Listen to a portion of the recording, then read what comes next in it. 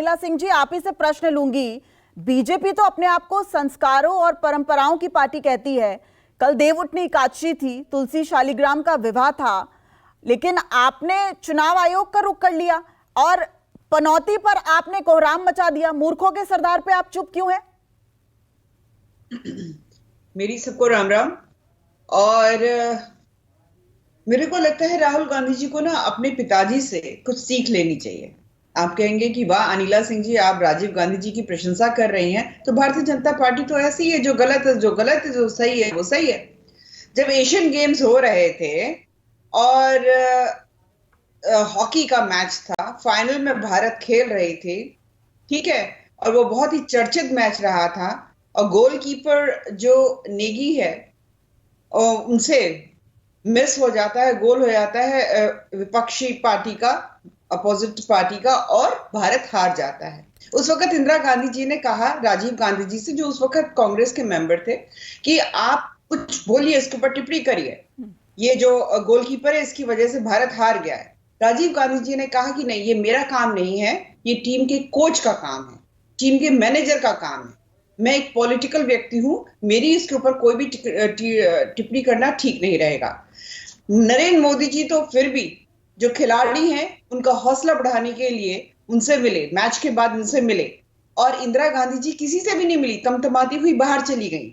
तो सीधी सी बात है, हम मैच की बात कर रहे हैं, राष्ट्र के प्रधानमंत्री जी वहां पर बैठे हुए हैं, और आप इस प्रकार के शब्द का प्रयोग करेंगे तो कहीं ना कहीं आप ये कहना चाह रहे हैं कि जो खिलाड़ी हैं उनमें खुद में अपना कोई टैलेंट नहीं है।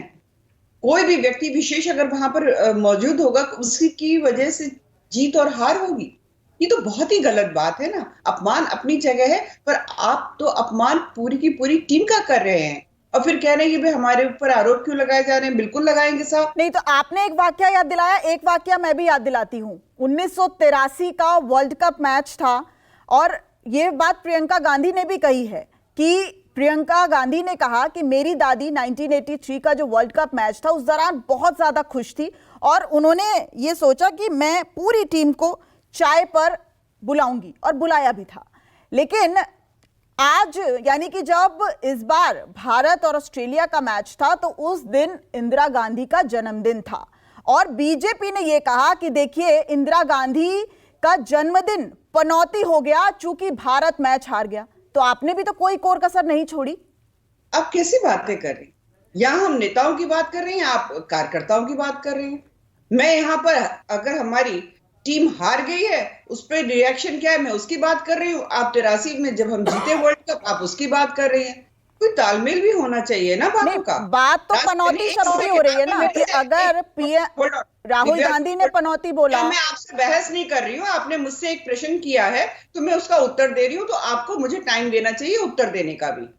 ये नहीं कि मैं कुछ भी बोल रही हूँ, आप कुछ बोलेंगे तो मैं नेचुरली उस पर रिएक्ट करके अपना उत्तर दूंगी ना। आप राष्ट्र के प्रधानमंत्री को पनौती बुला देते हैं, क्या मतलब है पनौती का? आज पूरे विश्व में सबसे ताकतवर नेता, सबसे पॉपुलर नेता जो है, उसको आप पनौती बुला देंगे? अर्थव्यवस्था में यूके को बीट कर कर आगे पहुंच के 5वीं सबसे मजबूत अर्थव्यवस्था हो जाती है, जीडीपी में हमारी 3rd रैंकिंग आ जाती है, पनौती बुला देंगे? खेल में जितने मेडल अब ला रहे हैं हमारे भारतीय, पहले कभी नहीं ला पाए। आप ऐसे व्यक्ति को, ऐसे प्रधानमंत्री को आप पनौती बुला देंगे, और फिर कहेंगे कि ये आप राजनीति से जोड़ रहे हैं, आप ये चुनाव से जोड़ रहे हैं। चुनाव आते जाते रहते हैं साहब। पर अगर आप उल्टी सीधी बात करेंगे, कुछ भी कहेंगे, भारत को, भारतीय टीम को, भारतीयों को, अगर जो एक इलेक्टेड प्राइम मिनिस्टर है उनके बारे में आप इतनी ओछी टिप्पणी करेंगे, जेब कतरा बोलेंगे, पनौती बोलेंगे, आप सोचेंगे कि आपको बख्श दिया जाएगा, तो सॉरी, बिल्कुल नहीं बख्शा जाएगा। तो इंदिरा गांधी को पनौती कहा जा सकता है? मैं इस बात का समर्थन नहीं कर रही हूं कि राहुल गांधी ने प्रधानमंत्री मोदी को जो पनौती कहा वो सही कहा, मैं इस बात का समर्थन नहीं कर रही हूं अनिला जी। मैं सिर्फ बात कर रही हूं भाषा की मर्यादा का, कि अगर उधर से ताली बज रही है तो इधर से भी बज रही है, दोनों तरफ से तालियां बज रही है। हम भाषा की मर्यादा की बात करते हैं। मैडम, कार्यकर्ता तो बोलते रहते हैं, इनके बड़े बड़े नेता ये कहते हैं कि मोदी की मौत की कामना खुलेआम करते हैं।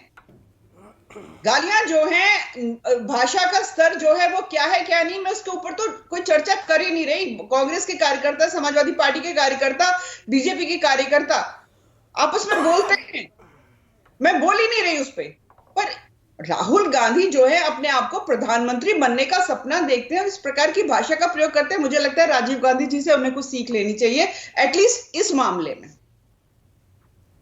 चलिए ठीक है।